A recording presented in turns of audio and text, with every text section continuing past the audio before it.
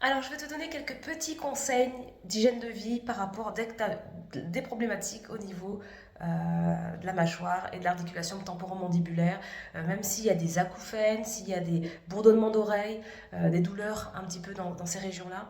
Il faut vraiment faire attention d'arrêter tout ce qui est réflexe de succion, de mordiller des choses dans la bouche, tout ce qui va entraîner en fait un relâchement de la sphère linguale. Arrêter de mâcher du chewing-gum parce qu'en fait, des compressions répétitives au niveau des ATM, c'est vraiment important d'arrêter de ces choses-là.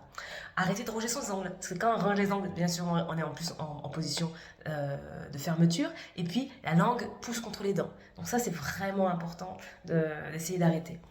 Limiter provisoirement les aliments qui sont durs, parce qu'effectivement, ça met une contrainte au niveau de l'articulation. Donc, temporairement, tant que c'est douloureux, arrêtez de manger des choses de trop dures ou à trop grande amplitude. De toute façon, c'est pas possible de le faire pour certaines personnes. Donc, du coup, ne pas insister en se disant ça va faire du bien, ça va permettre une rééducation. Absolument pas. Il y a vraiment besoin de mettre l'articulation au repos.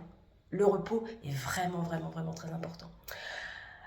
Essayez de mâcher des deux côtés pour pas avoir de créer d'asymétrie. Donc il faut vraiment effectivement, même si c'est pas forcément confortable, d'essayer dans la mesure du possible de mâcher des deux côtés. Si par exemple vous avez pris l'habitude de mâcher d'un seul côté, et bien effectivement il faut essayer de réinvestir l'autre côté pour retrouver un équilibre.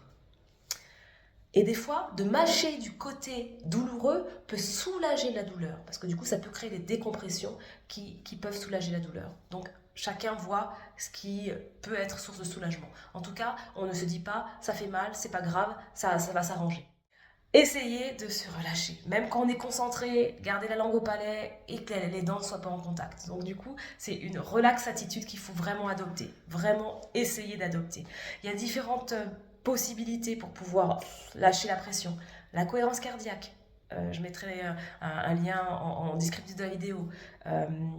Parce que du coup, effectivement, d'arriver à faire 5 minutes 3 fois par jour permet d'avoir une attitude et d'insérer et d'intégrer à son quotidien une attitude de relâchement et ça va avoir un bénéfice au niveau maxillofacial.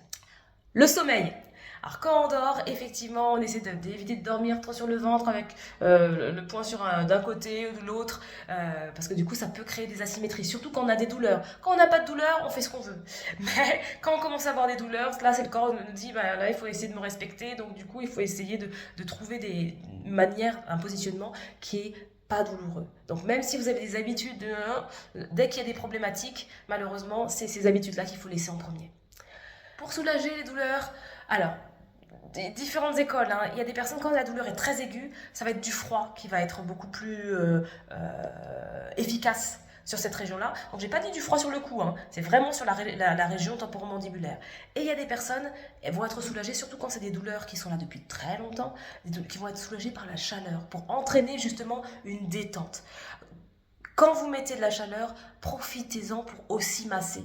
Ne pensez pas que c'est que la chaleur qui va faire le job, c'est vraiment le massage qui fait la différence pour pouvoir détendre le côté tissulaire.